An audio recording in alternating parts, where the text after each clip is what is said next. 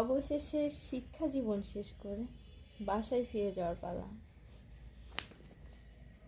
1 মাসের অভিজ্ঞতা, মেসে থাকা, নিজে রান্না করে খাওয়া, পড়ে গিয়ে আবার পরীক্ষা দেওয়া, এর মাঝে অসুস্থ থাকা, সব মিলায়া আলহামদুলিল্লাহ ভালো ছিল।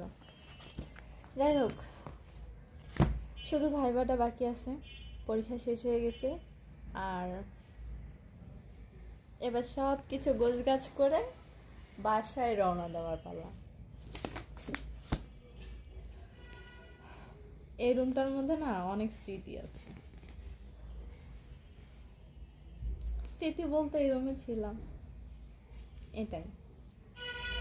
কখনো কোনোদিনও কল্পনা করিনি যে আমি মেসে থাকবো, অথচ এটাই হইল।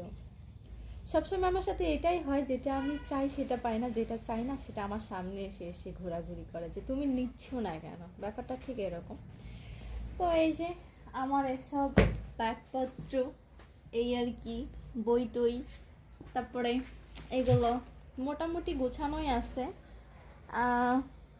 হাঁড়ি পাতিল ওখানে, যেহেতু আমার বই 7টা ছিল, তো 2টা খণ্ড ছিল, এই জন্য আর কি বইটার টেবিলটা খাওয়ার টেবিল বানাই দিছিলাম আর কি। আর এইদিকে আমার হচ্ছে কি বলে, এই যে লেপ, বালিশ, আর এই যে আমার রুম। যারা মেসে থাকে তারা জানে যে মেসের অবস্থা কিরকম হয়। কিছু করার নাই। আর এই যে আমি যখন আসছিলাম তখন মনে হচ্ছিল যে কবে যাব অস্থির হয়ে গেছি।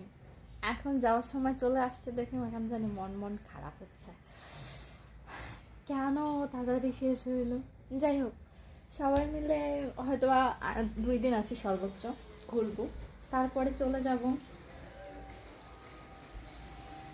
আর আমার রুম থেকে বের হয়ে এই যে বেলকনি, ভালোই লাগে। হ্যাঁ, এটা হচ্ছে মানুষের বাড়ি। শুধু পাবনার এখন আমি 2টা জায়গায় ঘুরতে যাব কনফার্ম।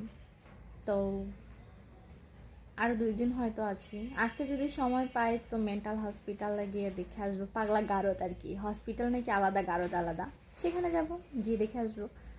আর হচ্ছে একটা বাগান দেখতে যাব, তারপরে আমি গো আমার বাড়ি।